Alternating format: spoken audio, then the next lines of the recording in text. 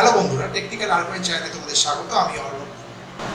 আজকে আমরা যে বিষয়টা নিয়ে আলোচনা করব সেটা হচ্ছে যে কোনো একটা পার্টিকুলার বছরের কোনো একটা পার্টিকুলার মাসের যদি ক্যালেন্ডার আমরা দেখতে চাই পাইথন ল্যাঙ্গুয়েজের মাধ্যমে, মানে পাইথন কোডিংয়ের মাধ্যমে, সেটা আজকে আমরা দেখব। মডিউল কি পাইথনে সেটাও আজকে আমরা দেখব, এবং তার সাথে সাথে দেখব যে কমেন্ট সেকশন কী করে পাইথনে লিখতে হয় এবং তার দরকারটা কী সেটাও আমরা দেখব। কোনো একটা বছরের কোনো একটা মাসের যে ক্যালেন্ডার সেটা দেখবো, তার জন্য কিভাবে আমরা কি ইউজ করবো, কি ব্যবহার করবো পাইথনে, সেটাও আমরা দেখবো।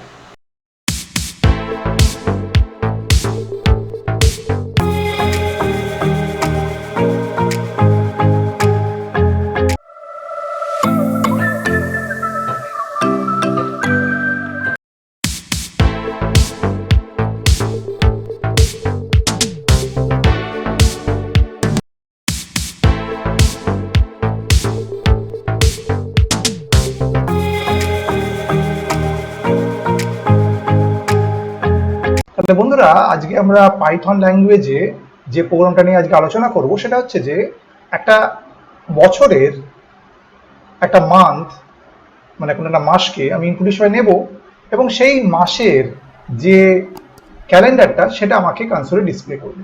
ধরো আমি 1962 সালের এপ্রিল মাসের ক্যালেন্ডারটা আমি দেখতে চাইছি, তাহলে এখানে আমি ইনপুট হিসাবে 1962 দেব এবং তার সঙ্গে দেব 4, কারণ এপ্রিল মাস হচ্ছে 4 নম্বর মাস।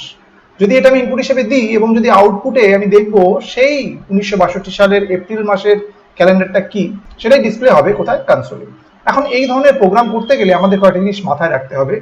একটা হচ্ছে যে এখানে আমি একটা মডিউল ব্যবহার করব। What is module? মডিউল কি?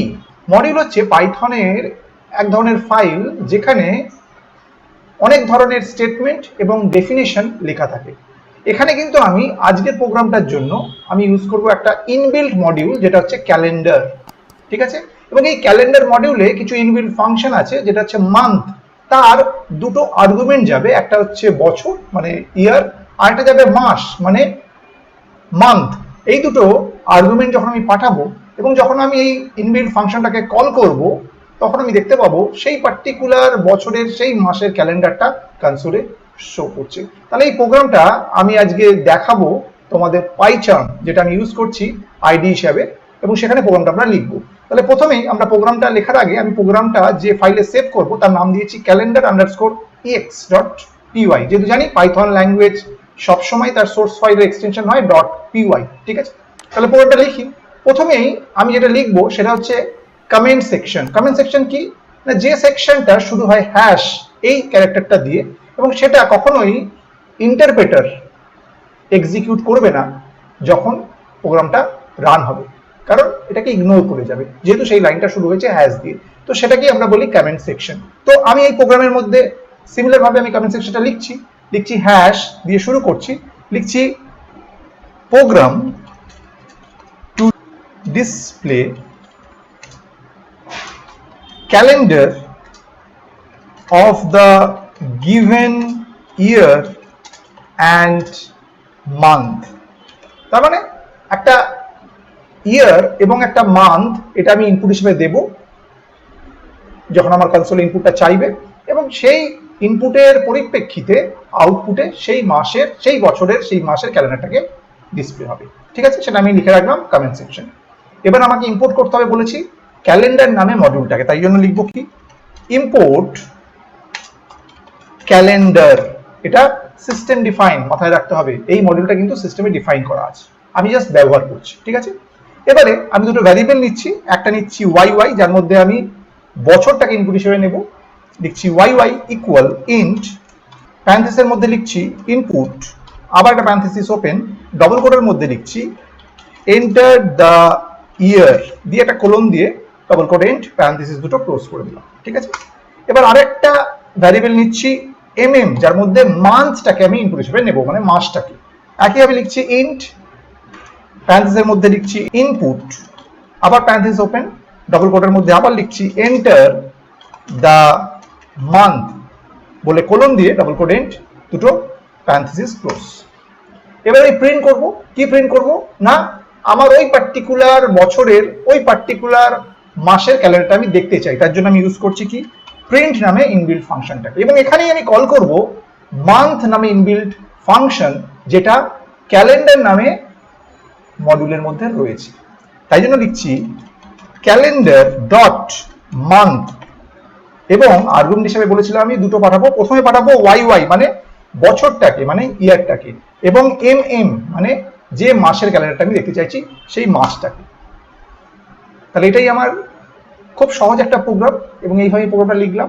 তাহলে এই প্রোগ্রামটা আমরা কোথায় লিখলাম? Calendar underscore x dot PY. তাহলে প্রোগ্রামটাকে রান করে দেখি। তাহলে রান অপশনে যাই, run calendar underscore x, enter the year. প্রথমে বলেছি আমরা এক্সাম্পলের শুরুতে ধরো 1962 সালের এপ্রিল মাসের ক্যালেন্ডারটা দেখতে চাইছি। তাহলে আমি ইয়ার হিসাবে দিচ্ছি 1962, এন্টার দিলাম। এন্টার দ্য মান্থ, এপ্রিল মাস কত নিউমেরিক হিসাবে বোঝায়? 04, মানে 4, কারণ জানুয়ারি 1, ফেব্রুয়ারি 2, মার্চ 3, তাই দিলাম 04। এবার যদি এন্টার দিই, দেখো দেখো এপ্রিল মাস 1962 সালের ঠিক এইভাবেই ছিল। 1 তারিখ ছিল রোববার, 2 তারিখ সোমবার, এইভাবেই ছিল।